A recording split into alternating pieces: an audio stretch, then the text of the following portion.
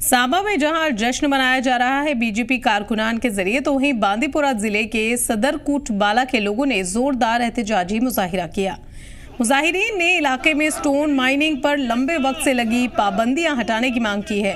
दरअसल मकामी लोगों ने नाराजगी जाहिर करते हुए कहा है कि लीडरान ने जो भी वादे इंतखाब के दौरान किए थे वो फेल होते नजर आ रहे हैं। इस मुद्दे को हल करने के लिए कोई कार्रवाई नहीं की जा रही। हालांकि एलजी इंतजामिया के दौरान कुछ छूट दी गई थी, लेकिन सरकार बनने के बाद से कोई राहत नहीं है। मकामी लोगों ने ऐसे में इंतजामिया से राहत देने की अपील की है ताकि वो अपनी जिंदगी अच्छे से गुजार सके। हमारी कहानी दुख भरी कहानी है। क्यों? मैं अभी सदरकोट बाला में खड़ा हूँ। यहाँ जो आप मेरे पीछे लोग देख रहे हैं, ये मजदूर लोग हैं। आप सबको पता है कि यहाँ पे स्टोन क्वारी पे बैन हुई है 2019 में। उसके बाद हमने बहुत बार रिक्वेस्ट की, हाथ जोड़ के गवर्नर साहब से, हर किसी से, कि हमारे साथ इंसाफ कीजिए। हम होली एंड सोली इस चीज़ पे डिपेंड है, हमारा कोई अल्टरनेटिव नहीं है। हमें हमारे साथ इंसाफ करो, हमें इस पे बैन हटाई जाए। तो लंबे वक्त से स्टोन माइनिंग पर यहाँ पाबंदी है और नई सरकार में भी कोई राहत नहीं मिल रही। इसी खबर पर ज्यादा जानकारी लेने के लिए हमारे नुमाइंदा वाहिद मकबूल बांदीपुरा से हमारे साथ जुड़े हैं। वाहिद, आपसे जानना चाहेंगे कि इस मामले में क्या अपडेट है?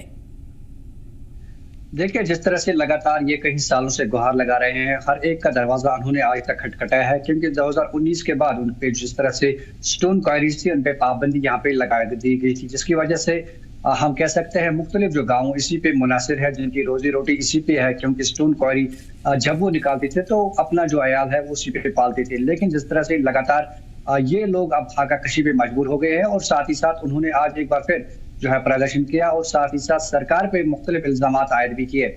उनका कहना था कि जिस तरह से हाल ही में जिस तरह से इंतखाबात यहाँ पे हुए थे, इंतखाबात के दौरान यहाँ पे जितने भी उनके लीडर्स थे, उन्होंने उनके साथ ये वादा किया था कि आप हमें वोट दीजिए, उसके साथ ही आपकी जो स्टोन क्वारीज है इस पे जो बैन है वो हटाई जाएगी। लेकिन जिस तरह से अभी तक इस तरह की जो पेशरफ्त वो देखने को नहीं मिल रही है, जिसके चलते उन्होंने आज एक बार फिर सरकार के खिलाफ जमकर नाराबाजी की और साथ ही साथ ये भी मुतालबा किया कि उनकी रोटी का जिस तरह से खास ख्याल रखा जाए। फिलहाल लगातार जिस तरह से हमने देखा कि कई सालों से ये इससे काम कर रहे हैं, क्योंकि सदरकोट जो इलाका है, सदरकोट पाइन है, ये ऐसे गाँव हैं जो बिल्कुल बिलवास्ता बिलावास्ता इसी पे डिपेंडेंट है, क्योंकि सारा जो हम कह सकते हैं जो मटेरियल होता है, चाहे मकानों में इस्तेमाल करते हैं, अब बाकी तो वो सदरकोट में ही निकलता है। क्योंकि जिस तरह से 2019 के बाद इन पे जो पाबंदी लगा दी गई है, जिसकी वजह से उनके अहले खाना जो है वो फाका कशी पड़ने पर मजबूर हो गया है। मुख्तलिफ जिस तरह से आज भी मुख्तलिफ लोगों ने हमारे साथ बात की, तो उनका यही कहना था कि वो बिल्कुल इनकी जो हालत है वो कसम पुरस्ती पे इस वक्त जारी है, क्योंकि उनके पास अब कोई इसके अलावा जो हम कह सकते हैं रोजगार के वसाइल वो नहीं उनके पास है, क्योंकि कई सालों से वो इसे काम करते थे। उनके जो दादा परदादा थे तो वो लगातार इसी पे काम करते थे, डिपेंडेंट थे, इसी के साथ जो अपना रोजगार है वो निकालते थे। हमने देखा कहीं जो लोग इसमें जो लोग हैं वो लगातार ये काम कर रहे हैं, क्योंकि जिस तरह से कश्मीर में अगर हमाम की बात करें जो विंटर्स में यहाँ पे इस्तेमाल किया जाता है, लेकिन वाहिद लोगों का ये कहना है कि एलजी इंतजामिया के दौरान कुछ छूटें जरूर दी गई थी, लेकिन सरकार बनने के बाद उन्हें अभी तक कोई राहत नहीं मिली है। हालांकि इंतखाब के दौरान जो है उनसे कई तरीके के वादे किए गए थे। हाँ, देखिए, जिस तरह से एलजी हुकूमत ने उनमें बीच में कुछ छूट दी थी, लेकिन जिसके बाद ही सरकार यहाँ पे वजूद में आई, उसके बाद ही कुछ नए कानून जो है वो चेंज होते गए और साथ ही साथ उनसे कहा गया है कि वो फिलहाल इस पे जो है बैन उनको लगा दी जाती है। और जिस तरह से मुकामी लोग जो इस पे रोजगार उनका जो इस पे चलता था, तो उनका मुतालबा था अगर सरकार उनके पास जो रॉयल्टी होती है या जो खजाने आमरा को देना होता है तो वो भी बाज़ाब्ता तौर पर वो अदा करेंगे। लेकिन जिस तरह से अभी बैन है वो इस पे नहीं हटाई जाती है।